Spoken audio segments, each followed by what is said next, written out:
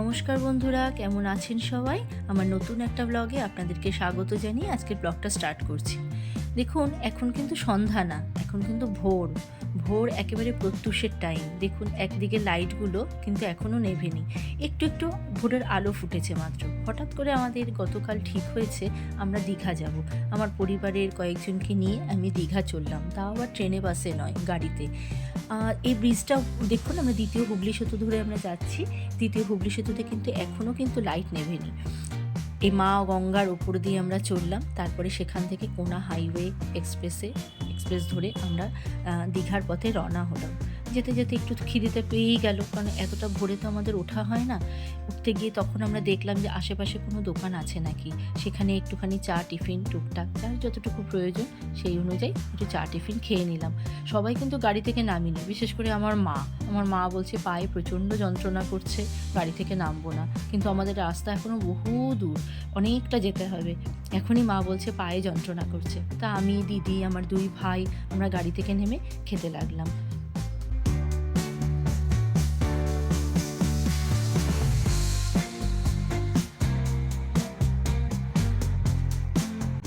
টুকটাক একটু পেটটা ভরার মতন কিছু খেলাম, একটু চা বিস্কিট, তার সাথে একটু কিছু স্ন্যাক্স, এটা খেয়ে নিলাম। খেয়ে নিয়েই আমরা আবার রওনা দিলাম দীঘার উদ্দেশ্যে। আমরা চলছি এখন দীঘাতে যাব, কিন্তু আমরা ঠিক করিনি কোন দীঘাতে যাব। ওল্ড দীঘাতে থাকবো নাকি নিউ দীঘাতে থাকবো, কারণ আমাদের হোটেলটা বুক করা হয়নি। আমরা কথা বলতে বলতে, গল্প করতে করতে, হাসি মজা করতে করতে আমরা দীঘাতে এসে পৌঁছে গেছি। এখনও আমরা জানি না আমরা কোথায় থাকবো। তবে আমার একটু মনে হয় আমাদের ওল্ড দীঘা থেকে নিউ দীঘাতে থাকাটাই বেটার, কারণ ওল্ড দীঘার আমার যতটুকু ধারণা, ওল্ড দীঘার সমুদ্রের পাশে যে হোটেলগুলো রয়েছে সেই হোটেলগুলো থেকে নিউ দীঘাতে যে হোটেলগুলো রয়েছে সেই হোটেলগুলো অনেক বেশি বেটার এবং নতুন মডেলের।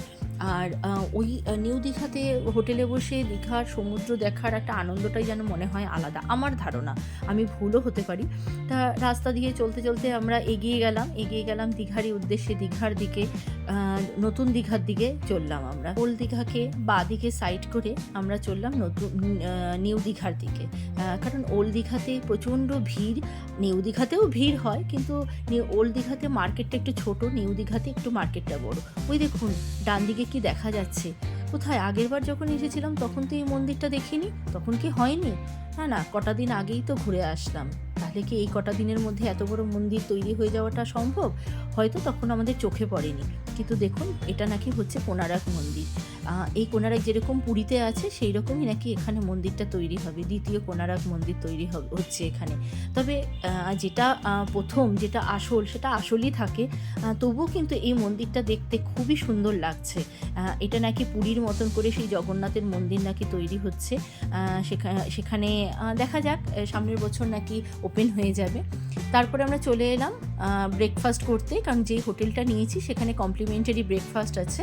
তাই ওই ব্রেকফাস্ট সেরে আমরা যে যার মতন করে রুমে চলে যাব, কারণ প্রচণ্ড টায়ার্ড লাগছে, গাড়িতে আমাদের অনেকক্ষণ টাইম লেগে গেছে।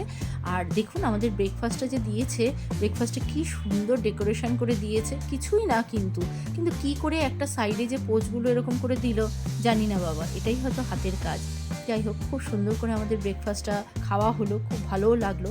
তারপরে চলে গেলাম আমরা যে যার রুমে। রুমটা দেখে জাস্ট ওয়াও! কারণ কি জানেন? কারণ হচ্ছে রুম থেকে বসে, এই যে জায়গাটা আছে এখান থেকে বসে পুরো বিচটা দেখা যাচ্ছে, পুরো সোজাসুজি বিচ, দুটো ব্যালকনি আছে। আর এই রুমটা আমরা এমন করেই নিয়েছি যাতে আলাদা আলাদা রুম না হয়। ঠিক একটা ফ্ল্যাট বাড়ি হলে যেরকম হয় না, একটা ফ্ল্যাট বাড়ির মধ্যে ডাইনিং থাকে, দুটো বাথরুম থাকে, দুটো বেডরুম থাকে। এখানে হয়তো ডাইনিংটা নেই, কারণ প্রত্যেকটা রুমই অনেক বড় বড়। সেই রুমের সাথেই অ্যাটাচ, মানে ডাইনিং রুম থাকলে যেরকম থাকে সেরকম আলাদাভাবে নেই, কিন্তু রুমটা অনেক বড়। দেখুন, একটা মিনি ফ্রিজ আছে, দুই দিকে দুটো রুম আছে, এটা ফার্স্ট রুম। এই রুমটাও অনেক বড়, এটার সাথে একটা অ্যাটাচড টয়লেট আছে। আর এই যে টয়লেটটা দেখিয়ে দিচ্ছি, এই যে যথেষ্ট বড় টয়লেটটা, আর এই মাঝখানে একটা দরজা আছে। এখান থেকে গিয়ে আবার বাঁ দিকে দেখুন, বাঁ দিকে আরেকটা টয়লেট আছে, এটাতে বাথটবও আছে শুনলাম। দেখি তো বাথটবটা আছে নাকি। হ্যাঁ, সত্যি তো বাথটবও আছে। এটা হচ্ছে আরও বড়। ওই বাথরুমটাও বড় আর এই বাথরুমটাও যথেষ্ট বড়। এই বাথরুম থেকে বেরিয়ে এখানে কিছু জিনিসপত্র রাখার জায়গা, তারপরে পাশাপাশি দুটো বেড। ওই যে ওখানে আমার মা এসে বসে পড়েছে, 2 ভাই ঘুরছে। আর এই যে এখান থেকে দেখা যাচ্ছে, এখান থেকে মা যেখানে বসে আছে, এখান থেকেও যেরকম চারপাশটা দেখা যাবে, চারপাশে যে জানলাগুলো অনেক বড় বড়, এখানে টিভি রাখা আছে। আর তার সাথে এই যে এখান থেকে দেখা যাবে হচ্ছে বিচটা, পুরো সোজাসুজি বিচটা দেখা যাবে। আর আমরা ধৈর্য ধরতে পারলাম না, সবাই মিলে চললাম বিচে। প্রচণ্ড রোদ্দুর, কিন্তু তবুও গেলাম একটু বিচে। না, একটু বিচ থেকে ঘুরে আসি। বিচের সামনে এসে কি আর ধৈর্য ধরা যায়? কতক্ষণ মনে হচ্ছিল কতক্ষণে যাব, বিচে যাব। সমুদ্রে হয়তো নাই নামতে পারি, কারণ এই ভিডিওটা আমি অনেক পরে পোস্ট করছি। এই সময় একটা ঝড় এসেছিল, তাই জন্য সবাইকে সমুদ্রে নামতে দেয়নি। তা আমরা সেদিন খুব ক্লান্ত ছিলাম বলে আমি রাতের আর ভিডিও কোনো ক্লিপিংস নিতে পারিনি। আমরা চলে এলাম পরের দিনও আমাদের ব্রেকফাস্টটা কমপ্লিমেন্টারি ছিল। আমরা ব্রেকফাস্টটা নিয়ে নিলাম, আর ব্রেকফাস্টটা নেওয়ার আগে তোমাদেরকে একটু দেখিয়ে দিলাম যেখানে ব্রেকফাস্টের জায়গাটা খুব ভালো।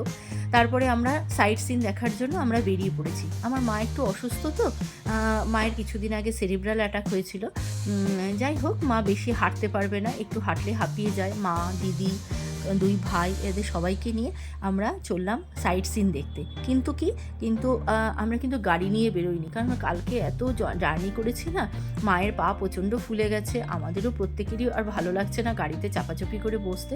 তাই জন্য আমরা একটা ওই ম্যাজিক টোটো না কি বলে না ওগুলোকে, ম্যাজিক গাড়ি যেগুলো আছে ভটভট করে চলে, সেই ম্যাজিক গাড়িতে উঠেছি। সবাই মিলে ম্যাজিক গাড়িতে উঠে গেছি। বেশ ভালোই লাগছে, কিন্তু আওয়াজটা বড্ড কানে লাগছে।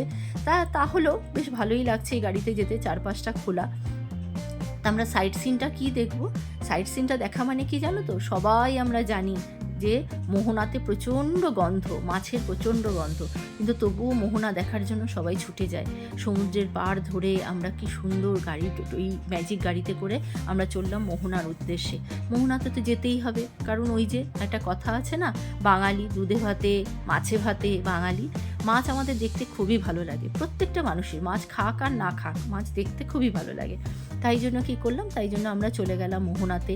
প্রচণ্ড গন্ধ লাগছে, নাকে সবার নাকে চাপা দেওয়া রয়েছে, কেউ গামছা দিয়ে, কেউ ওড়না দিয়ে, কেউ শাড়ির আঁচল দিয়ে। যারা ওখানে মাছ সেল করছে তাদেরও কেউ গামছা দিয়ে নাকটাকে ঢেকে রেখেছে, যে যা হাতের কাছে পেয়েছে তাই দিয়েই নাকটাকে চেপে রেখেছে। তার মধ্যে দেখুন এই যে মাছগুলো দেখতে কি ভালো লাগছে, কিছুই হয়তো কিনবো না, কিন্তু দেখতে একই সাথে একই জায়গায় এত মাছ দেখতে এত সুন্দর লাগছে। আর সবথেকে বড় কথা, টাটকা মাছ সমুদ্র থেকে তুলছে আর এখানে নিয়ে এসে বিক্রি করছে। খুব সুন্দর লাগছে। যেই মাছ হয়তো আমরা বাজারে, আমাদের লোকাল বাজারে আমরা দেখতে পাই না, সেই মাছগুলো আমাদের ওখানে দেখা যায়। এই যে এগুলো হচ্ছে ইলিশ শুটকি, এটা হচ্ছে শুটকি মাছের জায়গা। এখানে মোরলা শুটকি, চিংড়ি শুটকি, পুঁটি শুটকি, আরও কত রকমের যে শুটকি আছে, যত রকমের মাছ আছে তত রকমের শুটকি এখানে রাখা রয়েছে। কিন্তু তার সাথে আছে কি, একদম মানে অসম্ভব বাজে গন্ধ, মানে সে থাকা যাচ্ছে না। যাই হোক, এখানে তবুও তো দেখতে ভালো লাগে। হ্যাঁ, একটু দরদামও করলাম, কোনটার কত দাম একটু জেনেও নিলাম। তারপরে চলে গেলাম সমুদ্রের পাড়ে। সমুদ্রের কাছে যেতে দিচ্ছে না, কিন্তু দেখুন কি সুন্দর লাগছে সমুদ্রটাকে। সমুদ্রে কালকে নাকি ঝড় শুরু হবে, কিন্তু এত শান্ত আজকে সমুদ্রটা। আর এই যে নৌকাগুলো দেখছেন, এইগুলো হচ্ছে মাছ ধরতে যায়। যেহেতু কালকে ঝড় আসার কথা আছে, তাই জন্য আজকে ডাঙায় এই নৌকোগুলোকে বেঁধে দিয়েছে। হয়ে গেল আমাদের মোহনা দেখা। এবার আমরা ওই একই পথ ধরে আবার আমরা চললাম উল্টো রাস্তায়, মানে আবার যাচ্ছি একটা মন্দিরে। মন্দিরটার একটা অদ্ভুত নাম আছে জানেন তো? যে মন্দিরটা আমরা দেখতে যাচ্ছি, আমাদের যে ম্যাজিক গাড়ির যে ড্রাইভার ছিল সেই বলল যে চলুন ওই মন্দিরটা দেখে আসবে। মন্দিরটা এখনও কমপ্লিট হয়নি, আরও অনেক কিছু হচ্ছে। মন্দিরটা কমপ্লিট, কিন্তু চারপাশটায় আরও অনেক কিছু কাজ চলছে এখনও। কিন্তু মন্দিরটার একটা অদ্ভুত নাম। মন্দিরটার নাম হচ্ছে কি, মন্দিরটার নাম হলো নাইকালি মন্দির। হ্যাঁ, নাইকালি মন্দির। দেখুন কত সুন্দর, কতটা জায়গা নিয়ে কত সুন্দর করে মন্দিরটা হচ্ছে। প্রচুর বড়, অনেক বড়। হ্যাঁ, এখানে কোনো গাড়ি ঢোকা নিষেধ আছে। আর এখানে আরেকটা জিনিস যেটা দেখলাম, সেটা হচ্ছে সবাই না কিরম মানে বড় বড় হাঁড়ি করে, পেতলের হাঁড়ি করে কিছু রান্নাবান্না করে ঢাকা দিয়ে এখানে পুজো দিতে নিয়ে আসছে। ওই যে দেখুন কত সুন্দর, কত রকম যে করবে, পুরো মন্দিরটা তৈরি হয়ে গেলে যে কি সুন্দর হবে দেখতে। আর ওই যে শঙ্খটা দেখতে পাচ্ছেন ওপরে, ওর মধ্যে লেখা রয়েছে এই মন্দিরটার নাম হলো নাইকালি মন্দির। নাইকালি মন্দির কেন নাম হয়েছে সেটারও একটা গল্প আছে এখানে। চলুন আমার সাথে দেখুন। এখানে মন্দির পর্যন্ত যাই, দেখে দেখুন আপনারা বুঝতে পারেন নাকি যে কেন নাম হয়েছে নাইকালি মন্দির। আপনারা দেখে কি বুঝতে পারবেন? মনে হয় না। হয়তো মনে একটা প্রশ্ন জাগবে, কিন্তু ধরতে পারবেন না এখানকার নাম নাইকালি মন্দির কেন হয়েছে। এই যে দেখুন কালিমার মুখটা, দেখুন কালিমা আছে কিন্তু তার জিভ বার করা নেই, তার জিভটা বাইরে নেই, তা বাইরে না বার করা অবস্থাতেই এই কালী আছে বলেন এই কালী মায়ের নাম হয়েছে নাইকালি মা, এবং এই মন্দিরের নাম হয়েছে নাইকালি মন্দির। হ্যাঁ, এবার এর নামেই আগামী দিনে এখানকার নামকরণটা করা হবে। জায়গার নামটা এখনও সেরমভাবে কেউ অত জানে না। যাই হোক, তারপরে আবার আমরা চললাম রাস্তা দিয়ে, সেই রাস্তা ধরে সুন্দর সুন্দর করে আবার দুই পাশে, এক পাশে সমুদ্র, আরেক পাশে এই সুন্দর সুন্দর গাছগুলো রয়েছে, সেই চারপাশ দিয়ে আমরা রাস্তা, ফাঁকা রাস্তা, কি সুন্দর হাওয়া দিচ্ছে, এখান দিয়ে চললাম। চলে আমরা দুপুরবেলা বেশি ভারী কিছু আর খাইনি, শুধু ফিশ ফ্রাই খেলাম। ফিশ ফ্রাই খেয়ে চলে গেলাম সন্ধ্যাবেলায়। সন্ধ্যা কিন্তু তখনও হয়নি, জাস্ট আমরা লাঞ্চটা করলাম, করে চলে গেলাম রুফটপে। আমরা যে হোটেলটায় রয়েছি একেবারে সমুদ্রের ধারে, আর এখানে সমুদ্রের ধারে নেওয়ার কারণটাই হচ্ছে রুফটপটা। রুফটপে বসে বসে যাতে আমরা ওপরটা দেখতে পাই। ওপরটা এত সুন্দর লাগছে, এত সুন্দর রুফটপটা, যেরকম হাওয়া সেরকম মানে সুন্দর, মানে সুন্দর, এত সুন্দর করে সাজানো। আমি জানি না অবশ্য অন্য কোনো হোটেলের রুফটপে আমি ওরকম করে উঠিনি, কিন্তু রুফটপে উঠে, রুফটপে উঠে যতটা দেখতে পাচ্ছি যেন মনে হয় যে না, অন্য হোটেলের রুফটপগুলো হয়তো অত সুন্দর নয়। আমি এখনো শিওর নই, আমার মনে হয় কেউ যদি অন্য কোনো হোটেলের রুফটপে উঠে থাকো এই দীঘার, নিউ দীঘার সমুদ্রের পাড়ে, তাহলে একটু আমাকে কমেন্টস করে জানিও। যদি তোমাদের ভালো লেগে থাকে, অন্য কোনো হোটেল যদি ভালো হয়ে থাকে রুফটপটা, তাহলে আমরা সেকেন্ডবার ওইটাতেও আবার ট্রাই করবো। যাই হোক, দেখুন কত সুন্দর লাগছে, পুরো যেন দীঘাটা আমরা দেখতে পাচ্ছি। একদম রুফটপ থেকে দূর দূরান্ত পর্যন্ত দেখা যায়, দূর দূরান্ত পর্যন্ত দেখা যায়, খুব সুন্দর। মানে রোদের মধ্যে বাইরে বেরোতে না পারলেও ছাদের ওপরে বেশ সুন্দর গার্ডেন করে দিয়েছে, সেখানটাতে বেশ ঘুরবে ফিরবে, দারুণ লাগছে।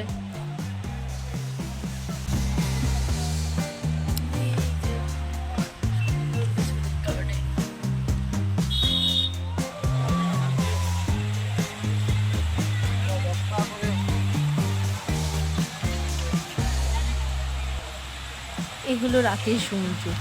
সমুদ্রের কাছে নিচে নামিনি, কিন্তু একটু জুম করে দেখাচ্ছি, কি সুন্দর লাগছে সমুদ্রটা দেখতে। কিন্তু তবুও যেন মনে হয় কি সমুদ্রটা আমি কোনোদিনও দেখিনি, আজই প্রথম দেখছি। যতবার সমুদ্রে যাই ততবার একই রকম ফিলিংস হয়। আর সবথেকে বড় কথা কি জানেন তো, ওখানে যখন যাই না, তখন যেন মনে হয় চুপচাপ ওখানে কিছুক্ষণ শান্ত হয়ে বসে থাকি, কাউকে প্রয়োজন নেই, কারোকে দরকার নেই। এটা হলো নেক্সট মর্নিং, সবার চা খাওয়া হয়ে গেছে। আমি একটু নিচে এলাম, নিচে এসে একটু পরে স্নান টান একদম সেরে, কারণ যে আজকে আমাদের লাস্ট দিন, তাই জন্য আমি করলাম একেবারে স্নান টান করে এসে তারপরে নিচে এলাম। নিচে এসে একটু চাটা খেতে লাগলাম। খুব ভালো লাগছে, মেজাজটা খুব আরামদায়ক লাগছে, একটুখানি রিফ্রেশ হয়ে যেতে পারলাম। যাই হোক, খুব ভালো লাগলো, আর এই কটা দিন খুব সুন্দরভাবে কাটলো।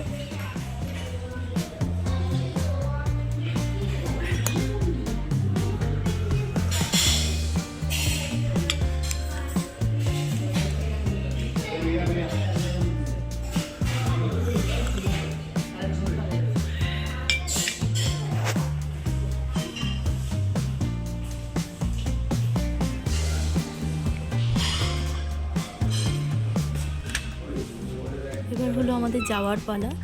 তা ওখান থেকে বেরিয়ে আমি আর ওপরে যাইনি, কারণ আমি একেবারে তৈরি হয়ে নিচে চলে এসেছিলাম। যাওয়ার সময় একটু দেখে নিলাম ঢেউসাগর, যে জায়গাটা খুবই সুন্দর। আমরা গতকাল রুফটপ থেকে দেখছিলাম ঢেউসাগরে সৌন্দর্য লাইটিং করেছে, কিন্তু আমাদের আর কারো শরীরে দিচ্ছিল না। আমার মায়ের পাটা প্রচণ্ড ফুলে গেছিল, তাই জন্য ঢেউসাগরে যাওয়া হলো না।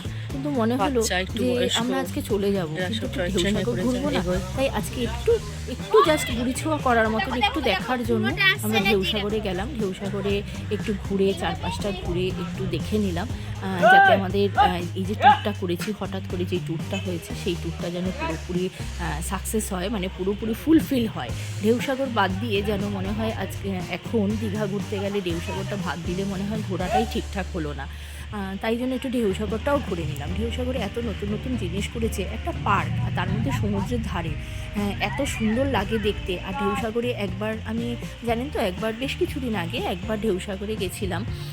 ঢেউসাগরে গিয়ে একটা পুরো সকাল ঢেউসাগরে বসেছিলাম, পুরো সকাল। হ্যাঁ, এত ভালো লাগছিল ওখান থেকে ঢেউসাগর সমুদ্রটা দেখতে, সত্যি এত ভালো লাগছিল। যারা ওরকম করে গিয়ে ওখানে গিয়ে বসে দেখেন একমাত্র তারাই বুঝতে পারবেন। আমি এখনই আপনাদেরকে বলতে গিয়ে আমি এত এক্সাইটেড ফিল করছি, যেন মনে হচ্ছে আমি এখন ঢেউসাগরে বসে রয়েছি। খুব সুন্দর, খুব সুন্দর, খুব খুব।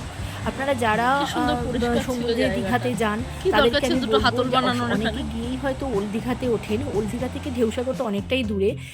আপনারা সবাই নিউ দীঘাতে যাবেন, নিউ দীঘা থেকে ঢেউসাগরে যাবেন, দেখবেন খুব ভালো লাগবে। সবাই আপনারা ঘুরে আসবেন ঢেউসাগর।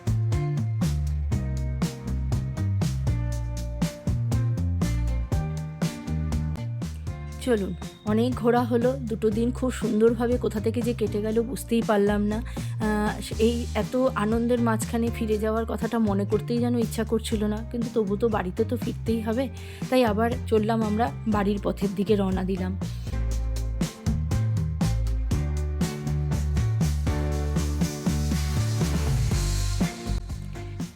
রাস্তাগুলো দেখে নিশ্চয়ই বুঝতেই পারছেন, আমরা ওই একই রাস্তা দিয়ে ফিরছি না, আমরা ফিরছি একটু অন্য রাস্তা দিয়ে। অন্য রাস্তা কোন দিকে জানেন তো? একটু তাজপুর, শঙ্করপুর ওই দিক দিয়েও যাওয়া যায়, ওই দিক দিয়েও কলকাতাতে ঢোকা যায়। তাই একটু অন্য রাস্তা দিয়ে ঘুরে আমরা যাতে আরও কিছুক্ষণ সমুদ্রটা উপভোগ করতে পারি। যদি আমরা আগে যে রাস্তা দিয়ে এসেছিলাম সেই রাস্তা দিয়ে যদি ব্যাক করতাম, তাহলে কিন্তু আর সমুদ্র দেখা যেত না। কিন্তু আমরা এই যে রাস্তা দিয়ে যাচ্ছি, এই রাস্তা দিয়ে যেতে গেলে আমাদের একটা সাইডে পুরোটাই তাজপুর, শঙ্করপুর এটা পড়বে, মানে সমুদ্রটা আমরাও চলবো, সমুদ্রটা আমাদের সঙ্গে সঙ্গেই চলবে। তাই জন্য সমুদ্রটাকে যাতে খুব, মানে ওখান থেকে বেরিয়েই সমুদ্রকে ছেড়েই আমরা এমনি রাস্তা ধরলাম, সেটা যেন না হয়। তাই জন্য আমরা কিছুক্ষণ ওই সমুদ্রকে পাশে রেখেই রাস্তা চললাম।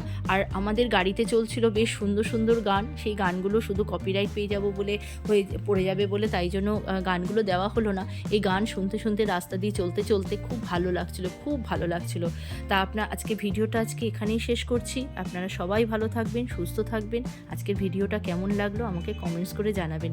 যদি এরকম নতুন নতুন ভিডিও আরও দেখতে চান, তাহলে আমাকে একটু সাবস্ক্রাইব করে দেবেন, লাইক করবেন, কমেন্টস করবেন। সবাই ভালো থাকবেন, সুস্থ থাকবেন। আজকে এই পর্যন্ত, টাটা, নমস্কার।